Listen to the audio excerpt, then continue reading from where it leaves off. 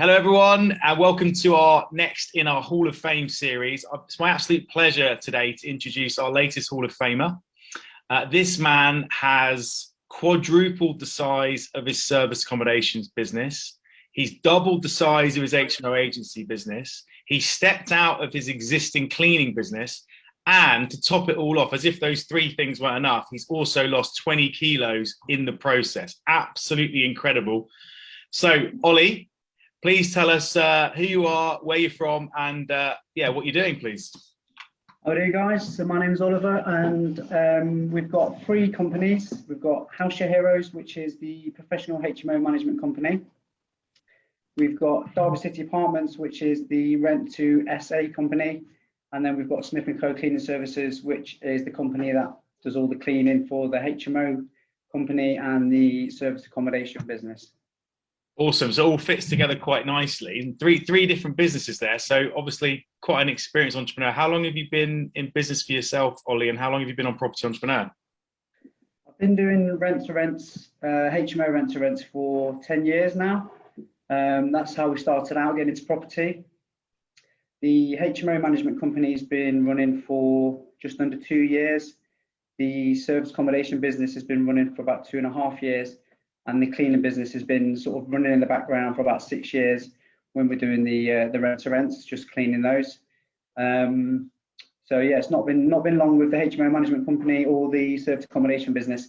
I've been on Property Entrepreneur. This is my 2nd year, so I've been on the course for about 18 months now, and that's been really good. Okay, so an experienced entrepreneur, but then something happened a couple of years ago when you just suddenly decided to start a couple of new companies. Did something change?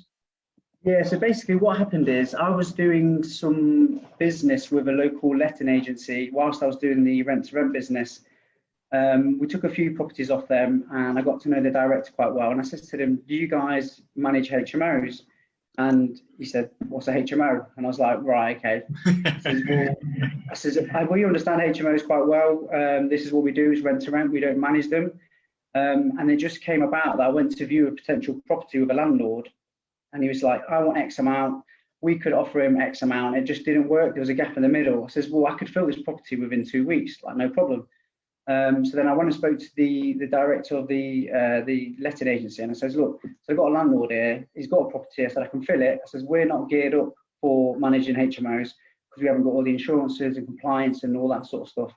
Yeah. So let's do a bit of JV, and then we'll split it 50-50. So we did the first one. I managed to fill it pretty quickly, and then it kind of snowballed from there. So we did take on quite a few HMOs, and to begin with, the deal was really good. It was a 50-50 split. I was winning, he was winning. But then over a period of time, they started to change the agreement that we had. And slowly, I think it was greed got the better of them, to be honest. And I think they got to the point where they thought, well, we don't need him anymore. He's bought all these HMOs to us. You know, let's like try and push him out the door sort of thing. But because I saw it coming, I thought, right, okay, what I'm going to do is I'm going to set up my own company in the background. I was like, I should have done this from day one, really. So that's what I did. So I set up the company, and then a few months later, what happened is the landlords that I've sort of recruited and brought over to this other agency were ringing me saying, you know, what's going on? The rooms aren't being filled. There's problems with maintenance, this, that, and the other. And I just said to them, look, I said, unfortunately, I said, I'm not there anymore. I said, however, I said, I am setting up a company. So as if if the experience isn't very good, carry on. There we go. Yeah. So eventually, one by one, these landlords that I originally took over to them started coming back. So I think that gave us a bit of a head start to begin with, because it meant we already had connections with landlords already in the area. So then slowly they started to bring the properties over. So that's kind of like how we started going, and I think probably how we managed to grow quite quickly in the timescales that we have. Well, you seem like a person who's prepared to grab an opportunity when you see it. So just to give everyone an idea, people who are listening, I mean, obviously it's very impressive what you've achieved since you've been on Property Entrepreneur, but just cast your time back to when you joined. Like, where were you when you joined? Like, obviously, you've had all this success today, but where were you a couple of years ago when you first met you? Well, I was 6 months in. I was 6 months into sort of the company. I was the one doing all the viewings, doing all the referencing, drawing all the contracts up, check-ins, check-outs, basically everything. I was doing everything. Taking the rent, making payments to landlords. Sounds familiar. And then, but because I was I grafted quite hard and I managed to get a few properties on, after the space of about 6 months, I managed to replace my replace my income. I managed to get my income back to a level that was sustainable, and then some. So then I recruited my business partner Danny. He left his job and then he came on board in June. So there was myself and I. There was me and my business partner Danny, and then we recruited somebody to the viewings because we started to get busy. It was back to square one again. I was, on the treadmill, and it's like I can't do all of this. So we've got a letters negotiator in, so there's 3 of us. So I remember coming to the property entrepreneur. In the breaks, I was going out on the phone. I was like, "Is everything okay? Have the wheels fallen off? And what problems are going on? This, that, and the other." And then so you couldn't even really do a day out of the office because you were so in the businesses, all the businesses. Were you very much at the start? Yeah. Okay. So there was the letters company, but there's also the cleaning business as well, which I was also having to take phone calls for, trying to organise staff and jobs and stuff that had gone wrong. And then obviously going through the blueprint, it's about getting your staff in place, getting your systems in place and your processes, and then I started to implement these. So then it went from 3 of us. We've got 10 members of staff now in the HMO company. So that's grown quite quickly, and it's given me the opportunity now to sort of step back. So all those jobs that I was doing to begin with, they're all allocated. We've created the systems, and it's running quite smoothly now. So I can hopefully speak to you uninterrupted. Well, I was going to say, because it sounds like, and when I first met you, I remember you were a very, very busy guy. I mean, I would say that you're almost so busy that I hardly ever saw you on the course. You're always coming to and froing. You were a very busy man. You always had a lot going on, but now it looks like you're relaxed. You're in good shape. We'll talk about that later. But you're chilled out. You're here. You're doing the interview with me. It's changed now, is it? You say you've stepped out of one business. How's life compare now to how it was then? It's a lot less stressful, I'd say. I feel like I've got a lot of time back now. I remember sort of casting back even just 12 months ago.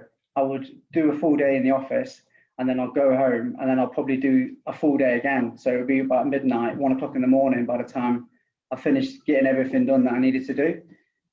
So obviously getting the right team members in place, they take away that stress because they're doing their jobs during the day when they're supposed to be done. So that's been a bit of a game changer. So yeah, obviously getting my time back. There'll be so many people listening to this who will resonate with. We've all been there. We've all worked a day and then felt like we've done another day. And sometimes it can go on for weeks, months, or even years. So I just think congratulations for getting that. It must be a great feeling to have your time back. I mean, we've talked about how you've now got there in 2 years. It's not a lot of time. If people are sat there now thinking, God, that's me. I'm absolutely snowed under. I've got 4 businesses going on. I can't get out from under it. You've sort of touched on it a little bit, but let's go through it in a bit of detail. So it sounds like the first thing you did recruit people? Was that what you did initially? Was it recruitment that changed? The first thing was obviously to get the cash flow there to obviously pay someone's wages. The way I did that initially with the letters negotiator is it's 100% commission based. So they get paid for every letter that they do. So if they don't fill the room, then they don't get paid. So it works for us in the fact that there's no fixed cost there. And it also works for them because they've got the incentive then to fill as many rooms as possible.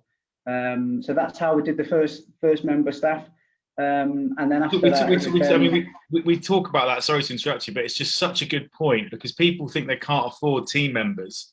But if you put them on the right package like you've done, it's an absolute no-brainer. Team members should be an investment, not an expense, right? They should make you money. And yeah, I know it's something we teach is like less fixed costs, more variable costs, performance-related pay. So you absolutely nailed it on that one. It sounds like it worked out pretty well as well. So yeah, that worked pretty well with that particular sort of member of staff. But then you can't do that with all your team members. You can't put assistant on, put performance-related pay because how many emails you respond to, it doesn't really work. So for those members of staff, obviously we got them in at part-time. So it works quite well because they're in 5 days a week and they work 10 till 2. So they get all of the admin stuff done within those 4-hour window. So it's not a full-time member of staff we're paying for. So it means we've got 3 members of staff all on part-time, but they're doing probably the same amount of work that somebody could do on a full-time wage, if that makes sense. Brilliant. I love it. Again, part-time work. We're big advocates of the 10 till 3 model or part-time. It's an absolute no-brainer. You haven't got one single point of failure. You've got a few people to count on, and often you get better people who want part-time jobs. Did you find that you got a higher quality? Yeah, definitely, 100%. I think because most people that want to go hours that between 10 and 3, it's obviously people that got children. And the lady that works for us, who does a reference in Charlotte, she's worked in lettings for a long time. She's got children, so she's looking for a job that, you know, between those hours.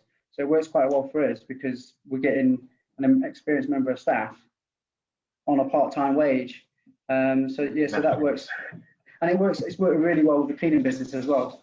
So let's talk about let's talk about the cleaning business. How have you managed to get yourself out of that, and obviously recruiting people? Like, what did you have to put in place to actually help these people run the business, so you don't have to be looking over their shoulder, telling them everything they need to do, you know, them asking you a million questions a day? Well, there's a couple of things with that, to be fair, actually. So the first, I tried to do it before and it didn't quite work, and I'll like to sort of go through it. So this was about 18 months ago again. I wanted to step out of the cleaning business because I was doing the lettings, I was doing the service accommodation stuff, and then trying to manage cleans, it just wasn't working. So I got somebody that I knew quite well to step in. I said, look, I'll give you 40% of the business. This is what I want you to do. I basically want you to run the business for me and manage all the staff and the cleans and all that sort of stuff. It didn't work because it was the wrong member of staff. So although I knew her very well on a personal level, with regards to professional level, it was just a disaster because I was getting 6 or 7 phone calls a day. She was, she was losing her mind, screaming down the phone, this has gone wrong, that's gone wrong, I don't know what to do. And I was just like, right, okay, well, what's the solution to these problems that you keep bringing to me? And then she would just tell me what the solution is. I was like, well, just go away and do it. But I don't think she just wasn't the right member of staff for it. I think she was more of a sort of Blaze sort of style, not very good at managing staff. Right. And then eventually what happened is I had to step back in. It was running into the ground. So I stepped back and I was like, look, I paid her off. I was like, this just isn't working for me. So we did have a lady who was already doing the admin for us. She was quite calm, collective person, always got on with everyone. And I said to Claire, I said, look, do you want to step up? I said, I'm happy to do the same deal with you. I said, this is what I want, X, Y, and Z. And then obviously being on property entrepreneur, you need all your systems and your processes in place. So I went away and I was like, this is what we need to do. These are all the systems. This is how you use the software. This is how you book in the jobs. This is how you X, Y, and Z. And she's just run with that now. And I speak to her probably once every couple of weeks, just as a catch up. And I'm like, how's things going? She's like, yeah, we've got this job. We've got a new wedding barn coming on. But I'm like, amazing. It just runs amazing now. Fantastic. So it's definitely down to selecting the right member of staff, I think, to making it work. I think you can make it work, but if you get the wrong member of staff in, it just doesn't work. I mean, completely. Well, there's actually a few points there, isn't it? It's worth picking out. It's like, yeah, you've got to find the right team member. They've got to be the right profile. You know, how often do we hear it, unfortunately, that personal relationships don't transfer into business? It's just a story I hear over and over again, sadly. Sometimes they do, but more often than not, they don't. You've got to put them on the right pay package. Sounds like you've got that 40% deal in the business. You know, they've got to be motivated so they can act like it's their business. Yeah. And the key thing, I think, which we haven't really touched on, which is clearly what you've been doing, is you systemized the business. You wrote down all the processes, so there was something that they could, in order not to call you 6 or 7 times a day. So has that been a theme throughout the businesses that you've done? Yeah, it has. So we've basically done the same thing in the HMO management company as well. So for each sort of section of the business, whether it's referencing or viewings or responding to inquiries or dealing with landlords or maintenance, we basically just got systems in place. So we've got it's very simple. It's just checkpoints. Step 1, respond. Step 2, send the application. Step 3, put them on referencing. So it's quite, if they work through the list and everything's ticked, then it runs. So that's basically what we've done. Yeah. So sometimes there's things that come in that are a little bit curveball and they don't quite work. And then it's like, okay, well, how do we account for that next time that comes through? So I think get some systems in place, and then I think you constantly modifying those systems to make them better, so it kind of covers any problems that sort of arise as it goes down the line. That makes sense. Yeah, that's fantastic. I mean, honestly, it just goes to show, like, no entrepreneur, not many anyway, want to hear that actually the secret to freedom is to actually build some systems in their business, because it's not easy building systems, is it? What was your experience of building those systems, and did you use our winter hits to build the system? I struggle with things like this, you see, because it's more of like a steel task. What profile are you, Ollie? Mechanic creator. So Okay. good at coming up with the ideas. I get started and I'm really enthusiastic, but then I quickly lose interest. And then it's like, it's half done. That's what we kind of do, get us going. And I've noticed you just have to be militant, I think, with it. And you just have to make sure that if that task needs to be done, you get that task done. And then once it's done and you pass it to somebody else, you haven't got to worry about it again. That's the main thing that I've realized from doing it. So I think it's just forcing yourself to do it, even if you don't want to do it. And if you don't want to do it, then find someone who can do it for you and get them to do it instead. Absolutely. Yeah, absolutely. Like, it's honestly like it's textbook, absolutely textbook. So right, so you've got the team members in place, you've systemized the businesses now, and then you've had this growth. How did the growth come about? Because it's one thing stepping out, it's quite an achievement, but then to get this quadrupling of the SA business, doubling of the HMO agency business in such a short frame of time, and during COVID as well. We've had COVID for the last 2 years. During COVID as well. Let's not forget. Yeah. So what's the secret, Ollie? I think it's obviously your marketing. It comes down to your marketing, I think. And I know Dan's got the content calendar, which we're going to be using heavily now over the next 6 months because of the plans that we've got moving forward. That's one of those again where it's like I'm quite good at reading between the lines with things, and I'll talk about that when I talk about the body transformation. I'm quite good at reading between the lines. So I was like, okay, so this is how it works. Do I have to do it exactly the same as that, or can I do it my way? And I think that's what I've done with the social media. I've done the regular posts, putting them out there, but I've kind of done it my way, if that makes sense. Absolutely, yeah. So they're maybe not as structured or polished, probably is the word. Probably not as polished as they should be, but I think it's just getting the content out there. With the HMO agency, we've had one of the vans wrapped, so that looks pretty good now. It's all wrapped up with all the branding. See the sign behind me here. We've got some signage gone up, got signs on the office, and then we've got all of our boards now. All of our properties around Derby, we've got all our boards. So the leads are coming in from different areas, if it's Facebook or if it's the boards or if it's just the website. So I think exposure and putting yourself out there has been quite key for us. With the cleaning business, most of our business comes through Facebook and it comes through the website. So I think building a strong brand and a strong website and getting the exposure on Facebook is, I think, been the key to what we've done. Again, you executed it so, like, honestly, like it's so predictable, the success, because brand, like, perception is reality. Your House Share Heroes is a really cool brand. For those people that are watching this that don't know, they should check out the website. It's a really strong brand. You've got the blue and yellow colors behind you. Office is branded up. You've got a blue t-shirt on. It's like, it's a strong brand. And the other thing is, as well, is that when you come to marketing, if you wait for the perfect bit of copy or the perfect image, you'll never put anything out there. It's much better just to start.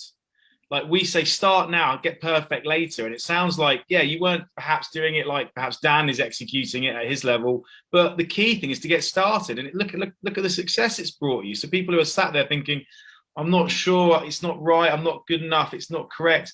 It sounds like you just got it out the door and it's worked.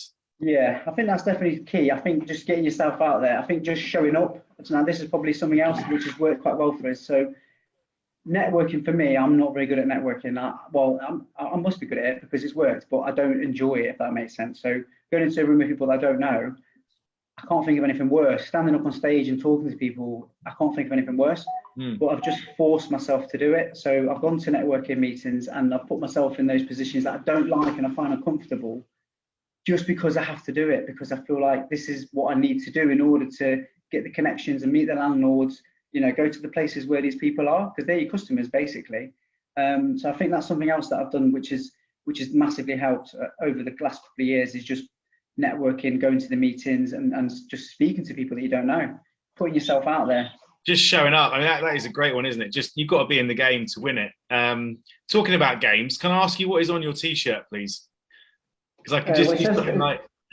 It says rent's due. Does that mean... I've just got water all down as well, so that's not going to be... Oh, no. It says rent's due. Brilliant. Well, because I'll tell you what I thought it meant. I don't know if it does mean this, but I heard someone showed me a really good quote the other day. And obviously the rent's due because you've got tenants and that's funny. But actually, have you heard the saying, success is never owned, it's rented, and the rent is due every day.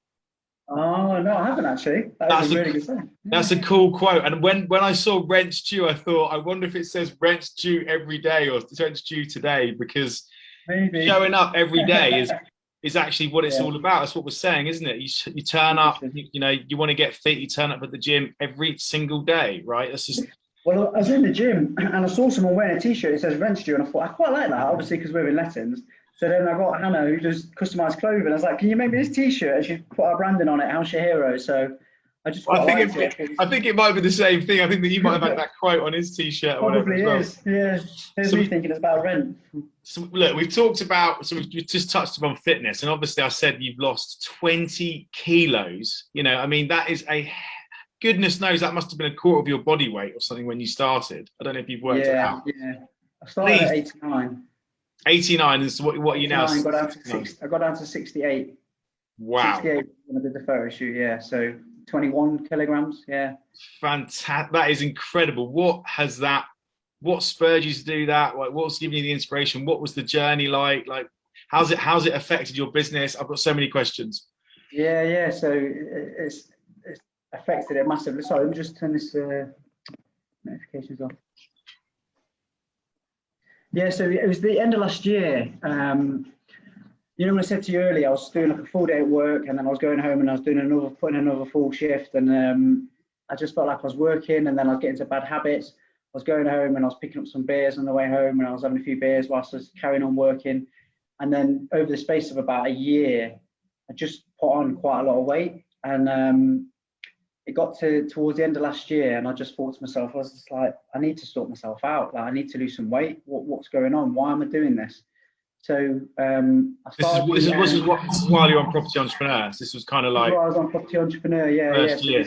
This was at back end of last year, actually. Okay. I think because I was so engrossed in the business and getting everything going, kind of neglected my health a bit. Health took a back seat, yeah. Took a back seat, and it got towards the end of last year, after we just finished Property Entrepreneur last year, and I was like, I need to sort myself out. So my goal for this year, because we did the year off, my year off was trim the fat. I was like, I need to sort this out.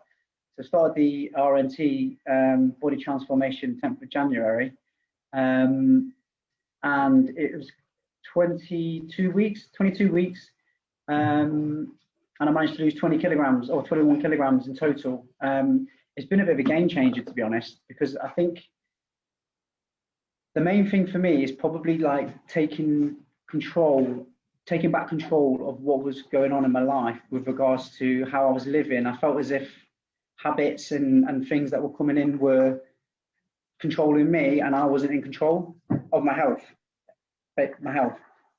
When I started to lose the weight quite quickly, I felt like as if I was getting back into control of my life again. So then it kind of then cascaded into everything else that I was doing. So with regards to the businesses, managing the staff, sorting the systems out, and sort of the processes, everything started to fall into place. And that's when we started to grow quite quickly. We managed to get the staff on board, train them all up. And I think you say quite a lot, the way you do one thing is how you do everything. And I definitely understand what that means now. That's really nice to, honestly, like, it's amazing to hear. And it sounds like 2021, you just kind of, something's like the penny's dropped. You've looked at yourself and you've said, enough's enough. I'm taking back control. And wow, what an impact it's had, because it sounds like a lot of your growth has actually come this year. 2021 has been a big year for you. It's been a big year this year. I think it's definitely, and the key to all of it has been having the plan. So having the RNT plan, and then committing to the plan, and just consistency. So even on those days where, you know, I had to go out because I was doing about 15,000 steps a day, get to 10:30 and I've been rushing around working. I'm like, I don't want to go out walking now. It's raining. It's 10:30 at night. I want to go to bed. And I was just like, no, I'm just going to stick to it. So no matter what, I went out, and I was out till 12:30, 1 o'clock in the morning, getting my steps in. And I was just like, it's consistency, and the results, I think, show for themselves, really. So, I mean, they really do. I mean, I just think the way you put that with the control, I don't think I've ever heard anyone say it quite so eloquently. It is about taking back control. It's a really nice way to look at it. And then it obviously filters into everything else in your life. So Congratulations, Ollie. I mean, honestly, like it's very, very impressive what you've done. I hope, I'm sure this isn't the end. This is just the beginning. For people that are listening, if you had to give them 3 top tips, what would they be? I think the first one would be, or decide what it is you want to do first. I think that's the main thing. Decide what it is that you want to do, whether it's with your business or with your health. And then once you've decided what you want to do, either get a plan, get a blueprint, or create a plan, and then stick to it. That's probably the three top tips I would say. I think because that's what I've done, and it seems to be working. Deciding what I want to do, create a plan for it, and then just stick to it, no matter what. Stick to it, and and it sounds like as well, obviously you've got the accountability in the property entrepreneur group. We all stand up, we tell everyone our years of, and there's accountability there for your fitness. You had accountability with R&T, who are a specialist body transformation company, and you've got peers, right? You're around other people, we're supporting each other. So set a goal, make a plan, commit to it, and get some accountability, get around other people that are doing it. You can't do this stuff by yourself. How many people, I mean, maybe you did it, you've been an entrepreneur for a long time, maybe you tried to do it by yourself for a while before, how much different is doing it with other people? Yeah, 100%, Adam, I agree with that. So before, I've been in similar positions before, was like, I need to lose some weight, I want to sign up to doing this course, or, I'll download a plan off the internet, and because there's no one there kicking you up the arse to say, why have you had a drink this week? There's not that accountability, like you say. So every Sunday with R&T, I had to check in with Ed, and I had to write down, and I was honest with him. I thought there's no point in me lying to him, saying, oh yeah, I've done 100% and it's been great and no issues. I've been honest. I've been like, I had a bit of a drink last week, or I had a cheeseburger or whatever. No matter how small it was, I just told him, and he'll come back and he'll be like, well, did you think that was a good idea, or whatever? And it not made me feel bad, but then I thought, well, there's a reason he's telling me this, because he wants to get the best results out of it as well.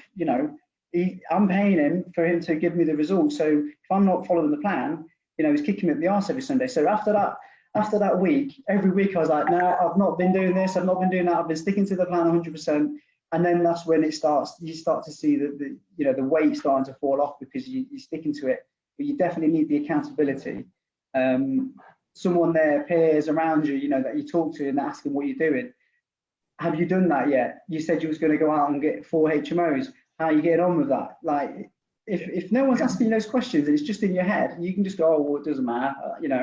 It does give you the kick up the arse that you need to make sure you do it, I think. It really does. And it's all those things added together as well. It's having the hunger to do something, the accountability, the support of someone who's done it before, because they know what you're going through. It's all linked. If you get all those things, it'll fly, and it's absolutely flowing for you, Ollie. So thanks very much for sharing your story, man. Honestly, it's been an absolute pleasure hearing it. Like I said, I've got big hopes for you. I mean, it's our awards session coming up in a couple of months, so I'm hoping your presentation is going to be, I mean, you've got the content to make it absolutely amazing. So I wish you the best of luck with that. And how can people get hold of you? You've got a number of businesses, and you're inspiring bloke. How can people get hold of you? Yeah, so just with House Your Hero, so we're actually opening offices in different cities now around the UK. That's the next plan. So over the next 6 months, we're sort of getting provisions in place to partner with people in different cities.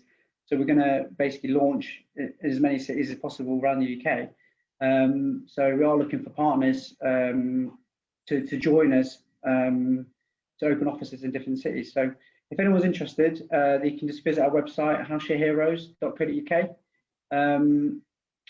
The apartment fantastic. Business, that's very exciting. Sorry to interrupt you. That sounds that's very exciting. That's going to be the next thing that we're moving into now, and I'm really excited about that. So obviously we've got everything sorted with the business, and so now I've got time to go out and help train other people, basically give them the knowledge to do what I've done here in Derby or in other cities, and we're going to do like a JV. So if people want to get started with an HMO agency, or they're looking for some cash flow, maybe they want to start a part-time thing or leave their job and they're wondering what they can start, potentially they could start a business with you in their city. Yeah, that's it. That's the plan.